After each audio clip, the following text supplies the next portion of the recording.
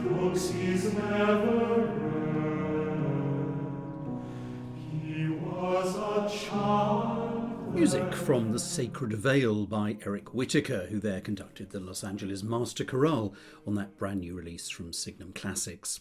I'm James Jolly and welcome to this Gramophone Podcast. The Sacred Veil is one of Whitacre's most personal works, a response to the death of a close friend, as he told me down the line from his home in Los Angeles. So here we are, 4 months into this strange new world, and we're getting to grips with conference calling. But actually, you're an old hand when it comes to virtual things. So you're on. I think you've just finished the 6th instalment of the virtual choir. That's right, 6th installment. This time with 17,572 singers from 129 countries. Even when I say it out loud, it kind of takes my breath away. And it's been beautiful. It's been a beautiful way to connect, maybe the only way to connect in these incredible times. Did it feel different this time round? Because in a way, actually, a virtual choir there was a certain kind of reason to do a virtual choir this time, whereas in the past it was, it was a nice thing to do, but actually there was no alternative this time round. That is so true. In fact, with Virtual Choir 5, which we premiered about a year and a half ago, it's all based on a piece I'd written called Deep Field, which is a tribute to the Hubble telescope, and it was made in association with the Space Telescope Science Institute and NASA. And in the film that was made with it, we literally go to the edge of the known universe. We see the furthest known object. And at the time, I think we all thought we'd done everything we could do with the genre, if you will, of virtual choirs. And then once the COVID lockdown began, we realized, actually, if there was ever a time to do one of these, it's now. It's become one of the sole ways of making music together, but because we could almost immediately see a tear in the fabric of society. It was profound, and I think it continues. And if ever there was a time to bring people together for a single purpose, for common good, it felt like now. Now, we're here to talk about your new release, The Sacred Veil. Well, it's a very interesting story behind it. It's probably best if I leave it for you to tell it. My best friend, the poet Charles Anthony Silvestri, with whom I've written a dozen works. He's written the poetry, I've written the music. 13 years ago, he lost his wife, Julie, to ovarian cancer. She was 36 years old, and she left behind a 6-year-old and a 3-year-old child. And you can imagine the devastation that it wreaked on Tony and his family. And for years and years, Tony and I talked about it as friends, just him trying to process what had happened, the impossible scar that he had endured. And I guess it was about 4 years ago, he wrote what is now the very first poem, the first movement of The Sacred Veil. And he was visiting me in Los Angeles. He'd written it for a eulogy for a family member that he was going to, an aunt. And he left it sitting on my piano. I don't even know if it was an invitation. He just left it sitting there. And by the time he had gotten home from the funeral, I had set most of it to music. I'm usually a very, very slow composer, and somehow this music just came flooding out of me. And we began to talk, and I told him I thought there was more there if he was ready for the journey. I didn't know what that meant. I just thought maybe now is the time to really write about this. Tony and I have always wanted to write about things that are close to us and things that have true meaning. And so we began kind of haphazardly. We said, okay, we've got this first movement, then let's begin with the moment of Julie's death. So the next movement we wrote was what is now movement 11, You Rise, I Fall. And Tony wrote unflinchingly about the experience of going through that. Obviously, for him as a poet and a human being and a husband and a father, in a way that writing the poetry was a kind of cathartic experience for him. I mean, is there a danger for you as composer to allow it to become a sort of process for you rather than a kind of art form that has to be a little bit objective, should we say? It's a good question. Throughout it all, my sole focus was how to serve my friendship with Tony.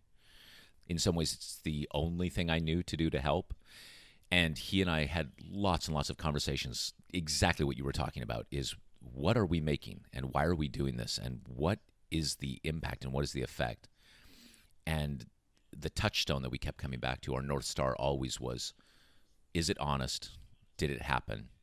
And I hope that what we're left with is something that gives him, as you say, a sense of catharsis, and something that rings true, that resonates, that it doesn't ring a false note, and especially isn't exercising my own demons. That it's really all about Tony's journey and Julie's journey.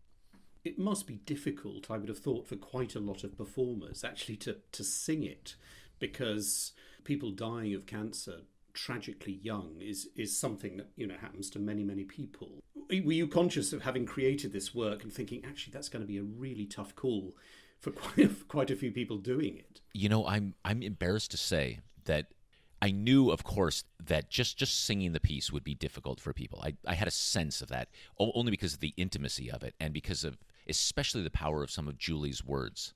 That three of the movements are set to her words, and even myself trying to write those, I would sometimes break down in tears. They're just so honest and painful. So I knew that would be difficult, but I'm embarrassed to say that it didn't occur to me how many people had actually gone through the same experience.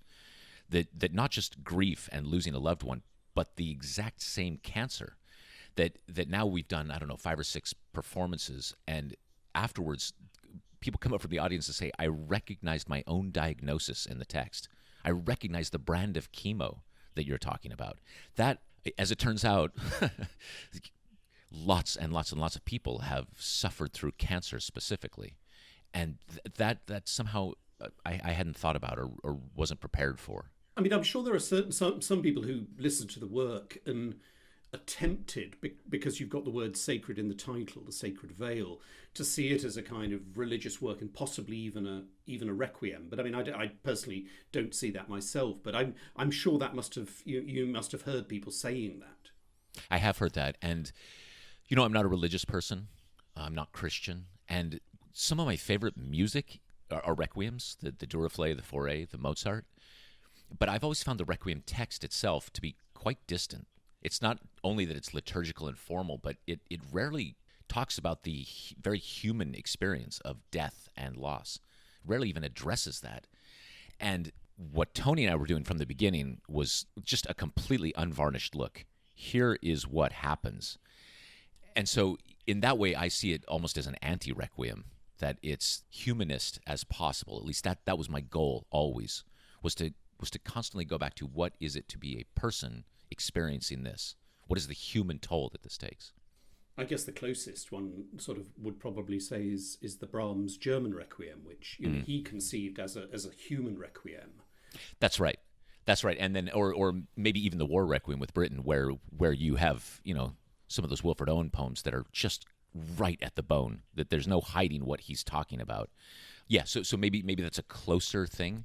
Still, though, the Sacred Veil, the text ultimately was, or the title was chosen because that was the title of that first poem, which is interesting because it's not liturgical, but it's, in a way, it's Tony's metaphysical way of looking at the possibility of what happens after one dies. That there's this veil of energy between the living and those who have passed, and at moments of birth or death, that veil gets very thin, so thin that the person you've lost is just on the other side. The interesting thing is, I don't believe that. I don't believe that's what happens. And I think if pressed, I don't think Tony believes that. But I think Tony used it as a metaphor for confronting his pain. And then I do love the idea then of taking this title, The Sacred Veil, and then making it as human as possible. And how did you choose the scoring? I mean, obviously it was written for choir, but the finished version is for choir with piano and cello. I mean, did it start as a larger ensemble? Because that's a slightly unusual sort of accompaniment, if one can use that word, for a choir. Truly. And what's nice about it is it's reflective of my process of writing. So when I began and I took the commission, not knowing what I would want, I asked for the kitchen sink. So I said, basically, I'll take the Britain Turn of the Screw Orchestra, 13 instruments. It'll be for choir, that group, and a soprano soloist. I just figured, okay, let's load this. And I don't know if I was imagining an oratorio or what it would be. But then with each movement that was written, what I often do while I'm composing is I write something that's not formless, but it's fat is the way I see it. And then my job is to trim the fat from the bone. And so that if that means cutting measures or consolidating musical ideas or textual ideas, just keep condensing and condensing till the only thing that's left is the well, if we continue with the metaphor, is the stock, right? And so at some point, I lost all the winds, and all that was left was harp, strings, piano, and percussion. Then I lost the percussion. I have pages where it's all written out, and then nope, those go away. Then there was a string quartet, and then finally it was down to cello and piano, and then I even cut the soprano solo during rehearsals, during the few rehearsals before the premiere. This young soprano here in Los Angeles, beautiful voice. I had to call her up and say, it's not you, it's me. But that doesn't exist either. So there's a lot of film left on the cutting room floor. So the compositional process was a question, as you've just explained, of sort of trimming. How did the actual construction of the work? I mean, did you sort of build it up as you went along, or did you basically create these 12 movements and then start from there? I mean, how did the process work in that respect? Whenever I write a piece of music, I start with what I call the golden brick, which is often just a simple musical motive or a few chords that have all of the DNA necessary to build the entire piece. And at least the way I compose, it's musical, but then it's extra musical, that there's meaning assigned to these things, that then I try to use only those tools to build the entire piece. And as I've gotten older, and my compositions have become more and more formal that way. So what I knew early on was that with the Sacred Veil, that the number 3 would be the governing principle. And it was a very simple thing. It was I remember reading the very first lines that Tony wrote, whenever there is birth or death. And then I repeated it, whenever there is birth or death. Whenever there is birth or death.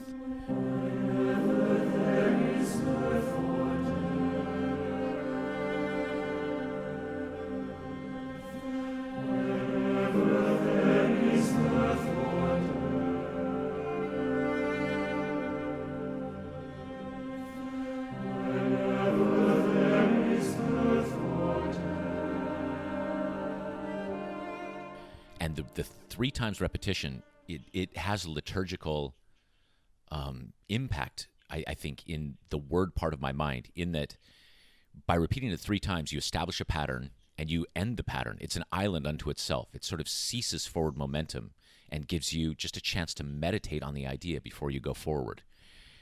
And so then that 3 is just used incessantly. You can hear Julie's motive, which is 3 notes, up a minor third, down a minor third.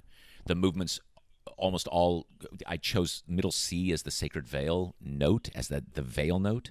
And so almost all the movements are either in C or a third up in E flat or in E major, or down in A or in A flat. So sort of going through and over the sides of the veil. And then there's 12 movements that are broken into sort of 4 sections, all 3 movements each. So, as I say, it was this governing principle. And it's the one thing I had, because otherwise the writing process was really haphazard.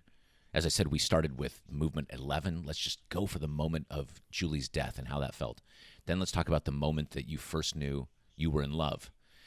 And then at some point realized, let's include Julie's story in this. And Tony sent me dozens of letters and emails that Julie had written to friends while she was struggling with all of this. And we went through and found what we thought were most representative of her and would best tell her story. So I had this ideal of a very, very strict structure, then spent a lot of time shooting in the dark, waiting for it to take bloom. Well, I'm sure there must be the thought in certain people's minds, and I'm sure it will come out when people write about the recording in a few weeks' time, that, here we are at a time where, an awful lot of people are dying who shouldn't be dying. I'm sure you as a composer, obviously this was long before anything like that, that wouldn't have even entered your mind. I mean, how happy are you about people, as it were, adopting a piece of your music and, as it were, fitting it for their own spiritual or whatever needs? It's a big question. I don't know if happy is the word I would use. Comfortable, maybe. I mean, obviously as an artist, once you've created the work, you kind of have to let go. And it Truly goes out there on its own and it starts its own life. It just strikes me that here we are, at a very strange time in human history where some of the themes of the piece actually will chime in a slightly different way, but chime nonetheless with a lot of people. Especially here in America. You say unnecessary deaths. I suppose the vulnerable part of the composer in me thinks if what I write can give even some tiny measure of solace or consolation to those who have suffered, then that's it. I've done everything I can do, intended or not, when I was composing it. I think one of the axioms of the human experience is that if you write about grief, it will always be timely and timeless.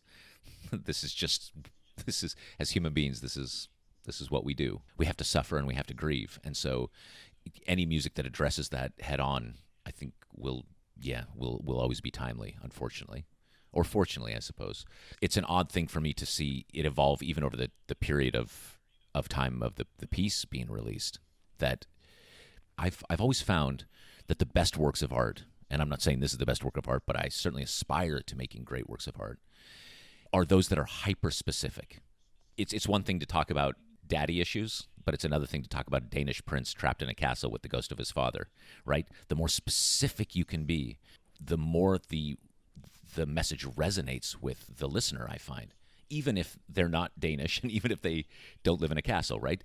And so what I also really wanted to do with The Sacred Veil was be as specific as possible. That let's talk about very specifically Tony and Julie and their experience together and what they went through on a day-to-day basis, hoping then that the specificity would allow a listener to imprint their own pain and grief onto that story. As you say, the work has started its journey out there. Obviously, a recording is a sort of milestone with the imprimatur of the composer, especially as you're conducting it. I mean, it's a work I would have thought that would be within the reach of good amateur choirs. I mean, in a way, do you feel that the recording is there almost to say, look, guys, you've got the music. Actually, do you want to just check? Well, not just check, but this is what I believe. It's how it should go. I mean, is that? In a way, but then it's funny because the recording is its own odd beast. It's not. So I know the Master Chorale really well. I was artist in residence with him for 4 years, and we did a lot of performances. When I imagine myself conducting, even now, I can see all of their faces. I know the people. I know their names. So even that being said, we did the premiere of it. We did several performances. Then we went into the recording, and then the recording is its own odd universe. There's a rhythm that happens during the recording, during the 2 or 3 days, depending on the hall you're in, depending on the engineers. So in some ways, I wouldn't say that it's what I would call the definitive version of it. It's just the snapshot of those few days that we were all together in January.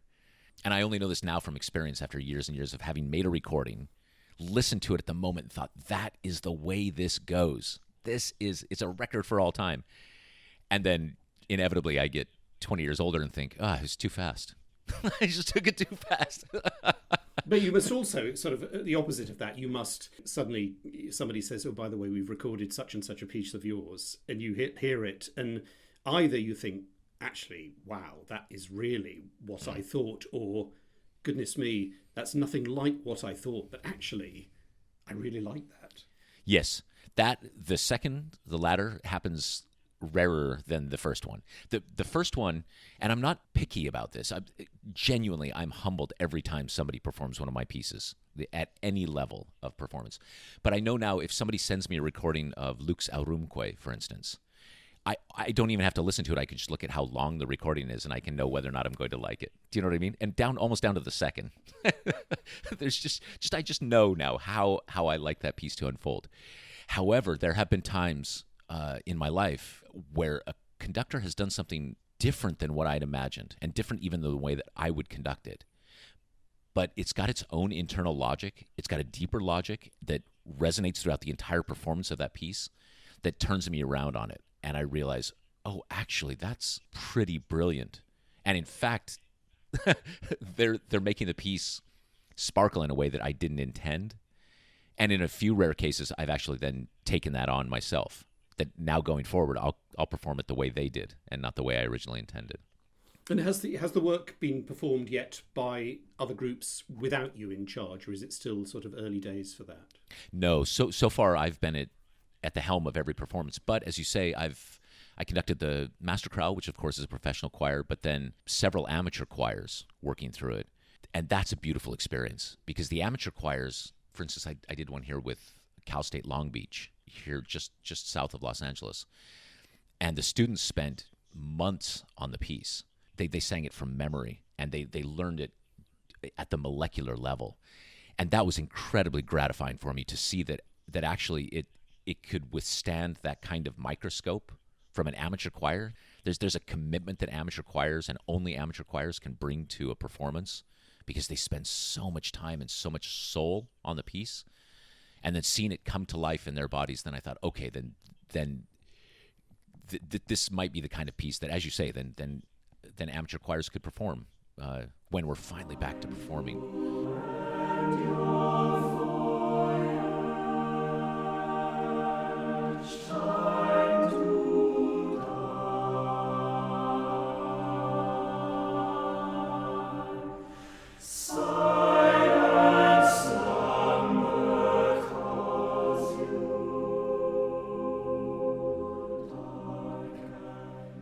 Part of the final section, Child of Wonder, from Eric Whitacre's The Sacred Veil, set to words largely by Anthony Silvestri, and on that new Signum Classics recording, sung by the Los Angeles Master Chorale, conducted by the composer, with the cellist Jeffrey Ziegler and pianist Lisa Thomas.